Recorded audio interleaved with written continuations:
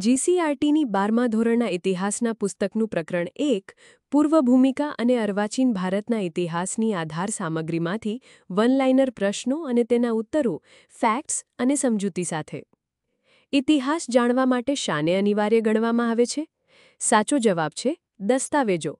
પ્રકરણ મુજબ દસ્તાવેજો વિના ઇતિહાસ શક્ય નથી. ચાલો હવે આગળનો પ્રશ્ન જોઈએ. ઇતિહાસમાં આંખ તરીકે કોને ઓળખવામાં આવે છે? સાચો જવાબ છે ભૂગોળ. ઇતિહાસમાં સમય અને સ્થળનું મહત્વ દર્શાવવા ભૂગોળને ઇતિહાસની આંખ કહેવાય છે. ચાલો હવે આગળનો પ્રશ્ન જોઈએ. ભારતમાં પત્રકારત્વની શરૂઆત કયા અંગ્રેજી કરી હતી? સાચો જવાબ છે જેમ્સ હિકી. તેમણે ઈસવીસન 1780માં બેંગોલ ગેઝેટ શરૂ કર્યું હતું. ચાલો હવે આગળનો પ્રશ્ન જોઈએ. ભારતીય નવજાગૃતિ અને પત્રકારત્વના પિતા તરીકે કોને ઓળખવામાં આવે છે? સાચો જવાબ છે રાજા રામમોહન રાય. સમાજ સુધારણા અને પત્રકારત્વમાં તેમનું પ્રદાન અગ્રણી હતું. ચાલો હવે આગળનો પ્રશ્ન જોઈએ. પોર્ટુગીઝ ઈસ્ટ ઇન્ડિયા કંપની ભારતમાં કયા નામે ઓળખાતી હતી? સાચો જવાબ છે એસ્તાડો ડા ઇન્ડિયા. આ તેમનું ભારતમાં સ્થાપિત સામ્રાજ્યનું નામ હતું. ચાલો હવે આગળનો પ્રશ્ન જોઈએ. લંડનમાં બ્રિટિશકાલીન ભારતના કેટલા ગ્રંથો ઇન્ડિયા ઓફિસ પુસ્તકાલયમાં સંગ્રહિત છે? સાચો જવાબ છે 50,000. બ્રિટિશ શાસનના વ્યાપક દસ્તાવેજીકરણને કારણે આટલો મોટો સંગ્રહ ઉપલબ્ધ છે. ચાલો હવે આગળનો પ્રશ્ન જોઈએ. મહાત્મા ગાંધીની આત્મકથાનું નામ શું છે? સાચા જવાબ છે સત્યના પ્રયોગો. આ પુસ્તક ગાંધીજીના જીવન અને વિચારોનો મુખ્ય સ્ત્રોત છે. ચાલો હવે આગળનો પ્રશ્ન જોઈએ. ગુજરાતના ઇતિહાસને જાણવા માટે એલેક્ઝેન્ડર ફાર્બસ દ્વારા લખાયેલું પ્રસિદ્ધ પુસ્તક કયું છે? સાચો જવાબ છે રાસમાળા. રાસમાળા ગુજરાતના ઇતિહાસ અને લોકકથાઓનો મહત્વપૂર્ણ સ્ત્રોત છે. ચાલો હવે આગળનો પ્રશ્ન જોઈએ. ઈસા 1857ના મહાવિદ્રોહ પર વીર સાવરકરે લખેલા પુસ્તકનું નામ શું છે? સાચો જવાબ છે પ્રથમ સ્વતંત્રતા સંગ્રામ. તેમણે 1857ના વિદ્રોહને પ્રથમ સ્વતંત્રતા સંગ્રામ તરીકે ઓળખાવ્યો. ચાલો હવે આગળનો પ્રશ્ન જોઈએ. દાદાભાઈ નવરોજી દ્વારા લખાયેલું પ્રસિદ્ધ પુસ્તક કયું છે જે ભારતમાં બ્રિટિશ શોષણ પર પ્રકાશ પાડે છે? સાચો જવાબ છે પોવર્ટી એન્ડ અનબ્રિટિશ રૂલ. આ પુસ્તકમાં તેમણે ડ્રેન ઓફ વેલ્થનો સિદ્ધાંત આપ્યો હતો. ચાલો હવે આગળનો પ્રશ્ન જોઈએ. ભારતમાં ડચ ઈસ્ટ ઇન્ડિયા કંપનીનું ટૂંકું નામ શું હતું? સાચો જવાબ છે VOC. ડચ ઈસ્ટ ઇન્ડિયા કંપનીને ડચ ભાષામાં વેરિનિક દે ઓસ્ટ ઇન્દીસી કોમ્પની કહેવાતી, જેનું ટૂંકું નામ VOC હતું. ચાલો હવે આગળનો પ્રશ્ન જોઈએ. કઈ વિદેશી સત્તાનું મુખ્ય મથક ગોવા હતું? સાચો જવાબ છે પોર્ટુગીઝ. પોર્ટુગીઝોએ ભારતમાં પોતાનો વ્યાપારિક અને રાજકીય આધાર ગોવામાં સ્થાપ્યો હતો. ચાલો હવે આગળનો પ્રશ્ન જોઈએ. ભારતના રાષ્ટ્રીય અભિલેખાગાર એટલે કે નેશનલ આર્કાઇવ્સ ઓફ ઇન્ડિયા કયા શહેરમાં આવેલું છે? સાચો જવાબ છે દિલ્હી. અર્વાચીન ભારતના ઇતિહાસને લગતા હજારો મહત્વપૂર્ણ દસ્તાવેજો દિલ્હી સ્થિત રાષ્ટ્રીય અભિલેખાગારમાં સંગ્રહિત છે. ચાલો હવે આગળનો પ્રશ્ન જોઈએ. રોમેશચંદ્ર દત્ત દ્વારા ભારતના આર્થિક ઇતિહાસ પર કયું પુસ્તક લખવામાં આવ્યું હતું? સાચો જવાબ છે ઇકોનોમિક હિસ્ટ્રી. તેમનું સંપૂર્ણ પુસ્તકનું નામ ઇકોનોમિક હિસ્ટ્રી ઓફ ઇન્ડિયા છે, જે બ્રિટિશ શાસન હેઠળ ભારતના આર્થિક શોષણનું વિશ્લેષણ કરે છે. ચાલો હવે આગળનો પ્રશ્ન જોઈએ. લોકમાન્ય ટિળક દ્વારા શરૂ કરાયેલા બે મુખ્ય અખબારો કયા હતા?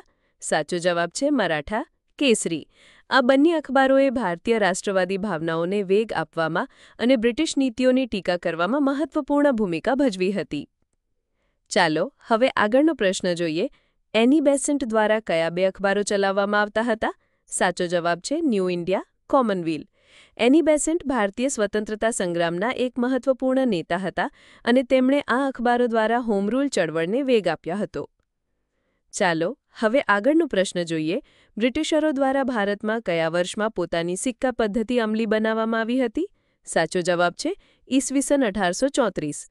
આ વર્ષથી બ્રિટિશરોએ ભારતમાં મુગલ સિક્કાઓનું સ્થાન લઈને પોતાની સિક્કા પ્રણાલી રજૂ કરી, જે તેમના આર્થિક નિયંત્રણનો ભાગ હતી. ચાલો હવે આગળનો પ્રશ્ન જોઈએ. ઈસવીસન 1857ના મહાવિદ્રોહ પર સર સૈયદ અહેમદ દ્વારા કયા વર્ષમાં પુસ્તક લખવામાં આવ્યું હતું? સાચો જવાબ છે ઈસવીસન 1859. આ પુસ્તક મહાવિદ્રોહના તુરંત બાદ લખાયું હતું અને તે વિદ્રોહના કારણો અને પરિણામો પર પ્રારંભિક દૃષ્ટિકોણ પ્રદાન કરે છે. ચાલો હવે આગળનો પ્રશ્ન જોઈએ. સુરેન્દ્રનાથ સેને 1857ના વિદ્રોહ પર કયું પુસ્તક લખ્યું હતું? સાચો જવાબ છે 1857. આ પુસ્તક ભારતીય વિદ્વાનો દ્વારા 1857ના વિદ્રોહ પર કરાયેલા પ્રારંભિક અને વિસ્તૃત અભ્યાસોમાંનું એક છે. ચાલો હવે આગળનો પ્રશ્ન જોઈએ. કયા પ્રવાસીની નોંધો ભારતના આર્થિક ઇતિહાસની જાણકારી આપે છે? સાચો જવાબ છે ટેવર્નિયર. ફ્રેન્ચ પ્રવાસી ટેવર્નિયર બર્નિયર અને થેવેનોટ સાથે 17મી અને 18મી સદીમાં ભારતમાં આવ્યા હતા અને તેમના પ્રવાસ વર્ણનો તત્કાલીન ભારતની આર્થિક પરિસ્થિતિ પર મૂલ્યવાન માહિતી પૂરી પાડે છે.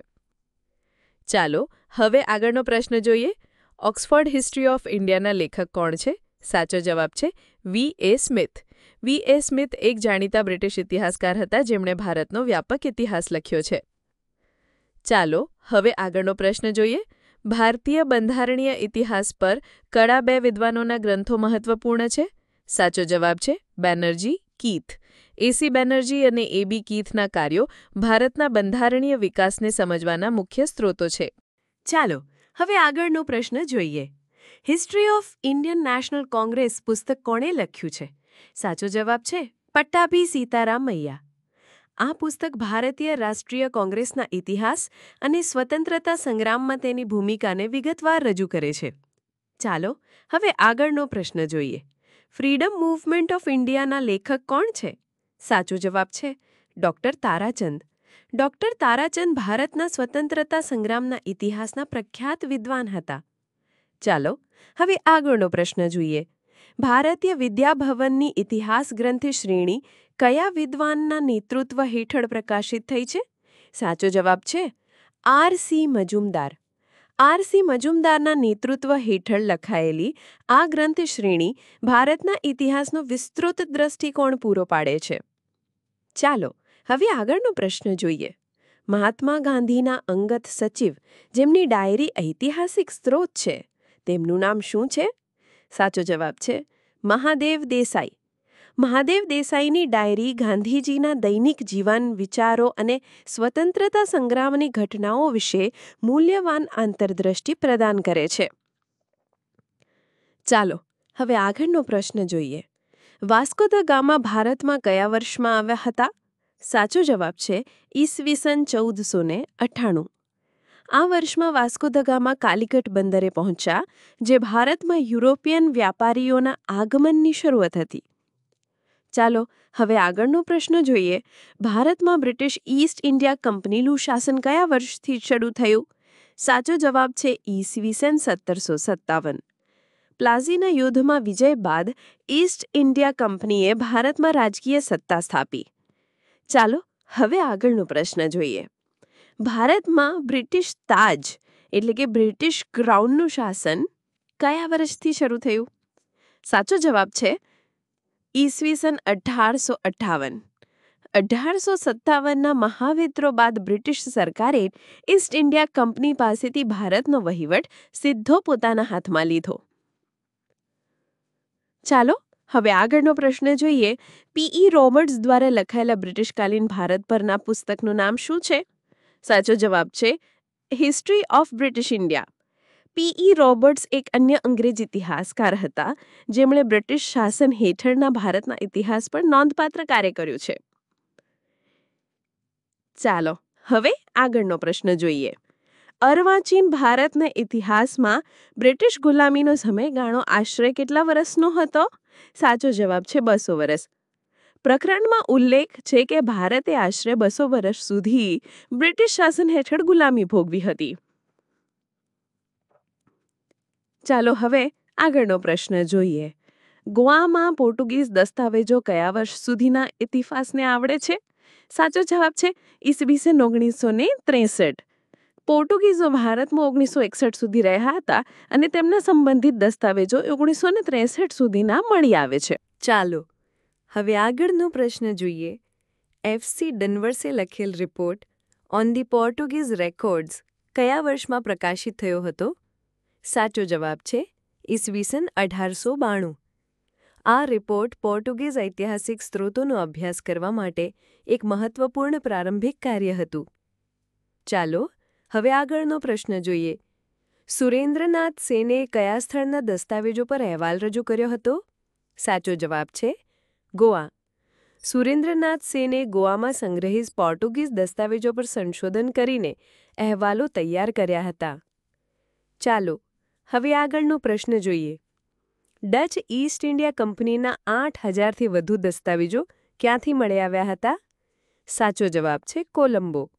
શ્રીલંકામાં કોલંબો, જે પહેલાં ડચ નિયંત્રણ હેઠળ હતું, માંથી ડચ કંપનીના મોટા પ્રમાણમાં દસ્તાવેજો પ્રાપ્ત થયા હતા. ચાલો હવે આગળનો પ્રશ્ન જોઈએ. ડચ ઇતિહાસકારો ક્રિશ્નર, ગાલાટી, બર્ગ અને ગ્રીટ દ્વારા ડચ ઇતિહાસ સંબંધિત કેટલા આધુનિક ગ્રંથો સંપાદિત કરાયા છે? સાચો જવાબ છે 15. આ વિદ્વાનોએ ડચ ઈસ્ટ ઇન્ડિયા કંપનીના ઇતિહાસને સમજવા માટે 15 જેટલા મહત્વપૂર્ણ ગ્રંથોનું સંપાદન કર્યું છે. ચાલો હવે આગળનો પ્રશ્ન જોઈએ. બર્નિયર, ટેવર્નિયર અને થેવેનો કયા દેશના પ્રખ્યાત પ્રવાસીઓ હતા? સાચો જવાબ છે ફ્રેન્ચ. આ ફ્રેન્ચ પ્રવાસીઓએ 17મી અને 18મી સદીમાં ભારતની મુલાકાત લીધી હતી અને તેમના પ્રવાસ વર્ણનો તત્કાલીન ભારતની પરિસ્થિતિ પર પ્રકાશ પાડે છે. ચાલો હવે આગળનો પ્રશ્ન જોઈએ. જીબી મેલેશન દ્વારા ફ્રેન્ચ ઇતિહાસ પર લખાયેલા પુસ્તકનું નામ શું છે? સાચો જવાબ છે હિસ્ટ્રી ઓફ ધી ફ્રેન્ચ. તેમનું સંપૂર્ણ પુસ્તકનું નામ છે history of the French in India. ચાલો હવે આગળનો પ્રશ્ન જોઈએ. કર્નલ ટોડ દ્વારા પશ્ચિમ ભારતના પ્રવાસો પર કયું પુસ્તક લખાયું છે? સાચો જવાબ છે travels in western India. Colonel Tod Gujarat અને રાજસ્થાનના ઇતિહાસના અભ્યાસમાં જાણીતા છે. ચાલો હવે આગળનો પ્રશ્ન જોઈએ. જેમ્સ એ હિકીએ બેંગોન ગેઝેટ અખબાર કયા વર્ષમાં શરૂ કર્યું હતું? સાચો જવાબ છે ઈસવીસન 1780. આ ભારતમાં પત્રકારત્વની ઔપચારિક શરૂઆત હતી. ચાલો હવે આગળનો પ્રશ્ન જોઈએ. અર્વાચીન ભારતના ઇતિહાસ માટેના દસ્તાવેજો દિલ્હી સિવાય ગુજરાતમાં ક્યાં સંગ્રહિત છે? સાચો જવાબ છે ગાંધીનગર. ભારતમાં રાષ્ટ્રીય અભિલેખાગાર દિલ્હીમાં છે અને રાજ્ય કક્ષાના અભિલેખાગારો રાજ્યની રાજધાનીમાં હોય છે, જેમ કે ગુજરાતમાં ગાંધીનગરમાં. ચાલો હવે આગળનો પ્રશ્ન જોઈએ. ઇતિહાસ કયા બે મુખ્ય વિજ્ઞાનનો આધાર લઈને લખાય છે? સાચો જવાબ છે સામાજિક પ્રાકૃતિક. ઇતિહાસ લેખન માટે સમાજશાસ્ત્ર, અર્થશાસ્ત્ર જેવા સામાજિક વિજ્ઞાનો અને પુરાતત્વશાસ્ત્ર, રસાયણશાસ્ત્ર જેવા પ્રાકૃતિક વિજ્ઞાનો બંનેની મદદ લેવાય છે. ચાલો હવે આગળનો પ્રશ્ન જોઈએ. પોર્ટુગીઝોએ ગોવા સિવાય યુરોપમાં ક્યાં તેમના દસ્તાવેજો સંગ્રહિત કર્યા હતા? સાચો જવાબ છે લિસ્બન. લિસ્બન પોર્ટુગલનું પાટનગર છે, જ્યાંથી તેમના સામ્રાજ્યનો વહીવટ ચાલતો હતો અને દસ્તાવેજો જાળવવામાં આવતા હતા. ચાલો હવે આગળનો પ્રશ્ન જોઈએ. ડચ ઈસ્ટ ઇન્ડિયા કંપનીનું મુખ્ય વ્યાપારી મથક ક્યાં હતું? સાચો જવાબ છે બટાવિયા. બટાવિયા એટલે કે હાલનું Jakarta, Indonesia, Dutch East India કંપનીનું એશિયામાં મુખ્ય સંચાલન કેન્દ્ર હતું. ચાલો હવે આગળનો પ્રશ્ન જોઈએ. ફ્રેન્ચ દસ્તાવેજો ભારતમાં કયા બે મુખ્ય દક્ષિણી શહેરોમાં ઉપલબ્ધ છે? સાચો જવાબ છે ચેન્નઈ, હૈદરાબાદ. ફ્રેન્ચ કંપનીની ભારતમાં ગતિવિધિઓ સંબંધિત દસ્તાવેજો ચેન્નઈ, મૈસૂર અને હૈદરાબાદના સરકારી અભિલેખાગારોમાં ઉપલબ્ધ છે. ચાલો હવે આગળનો પ્રશ્ન જોઈએ. કર્નલ વોકરે ગુજરાતના કયા બે પ્રાદેશિક વિસ્તારો વિશે અભ્યાસ કર્યો હતો? સાચો જવાબ છે કચ્છ, કાઠિયાવાડ. કર્નલ વોકરનો અભ્યાસ કચ્છ અને કાઠિયાવાડના ઇતિહાસ પર કેન્દ્રિત હતો. ચાલો હવે આગળનો પ્રશ્ન જોઈએ. જેમ્સ એ હિકી દ્વારા શરૂ કરાયેલા ભારતના પ્રથમ અખબારનું નામ શું હતું? સાચો જવાબ છે બેંગોલ ગેઝેટ. 1780માં શરૂ થયેલું આ અખબાર ભારતીય પત્રકારત્વનું પ્રારંભિક બિંદુ હતું. ચાલો હવે આગળનો પ્રશ્ન જોઈએ. બ્રિટિશરોએ કયા વર્ષમાં મોગલ સિક્કાઓનું સ્થાન લઈને પોતાની સિક્કા પદ્ધતિ અમલી બનાવી? સાચો જવાબ છે ઈ.સ. 1834. આ વર્ષથી બ્રિટિશરોએ ભારતીય નાણાકીય વ્યવસ્થા પર પોતાનું સંપૂર્ણ નિયંત્રણ સ્થાપિત કર્યું. ચાલો હવે આગળનો પ્રશ્ન જોઈએ. બ્રિટિશ વડાપ્રધાન જેમણે 1857ના વિદ્રોહને રાષ્ટ્રીય વિદ્રોહ કહ્યો હતો, તેમનું નામ શું છે? સાચો જવાબ છે ડિઝરાયેલી. બ્રિટિશ વડાપ્રધાન બેન્જામિન ડિઝરાએલીએ 1857ના વિદ્રોહના સ્વરૂપને ઓળખવામાં મહત્વનો દૃષ્ટિકોણ રજૂ કર્યો હતો. ચાલો હવે આગળનો પ્રશ્ન જોઈએ. કર્નલ ટોડનું ટ્રાવેલ્સ ઇન વેસ્ટર્ન ઇન્ડિયા પુસ્તક કયા પ્રદેશ વિશેની માહિતી આપે છે? સાચો જવાબ છે પશ્ચિમ ભારત. આ પુસ્તક કર્નલ ટોડના પશ્ચિમ ભારતના પ્રવાસો અને તત્કાલીન પ્રાદેશિક ઇતિહાસ વિશે વિગતવાર માહિતી પૂરી પાડે છે. લેટેસ્ટ અપડેટ, પીડીએફ અને વધુ માહિતી માટે આજે જ જોઈન કરો ટેલિગ્રામ ચેનલ ડ્રીમ સરકારી ઓફિસર ગુજરાતી. ટેલિગ્રામ ચેનલની લિંક ડિસ્ક્રિપ્શનમાં આપેલી છે. આ ટોપિક વિશેના વધુ MCQ અને વિડિયો લેક્ચર માટે ડ્રીમ સરકારી ઓફિસર ગુજરાતી યુટ્યુબ ચેનલનું પ્લેલિસ્ટ તપાસો.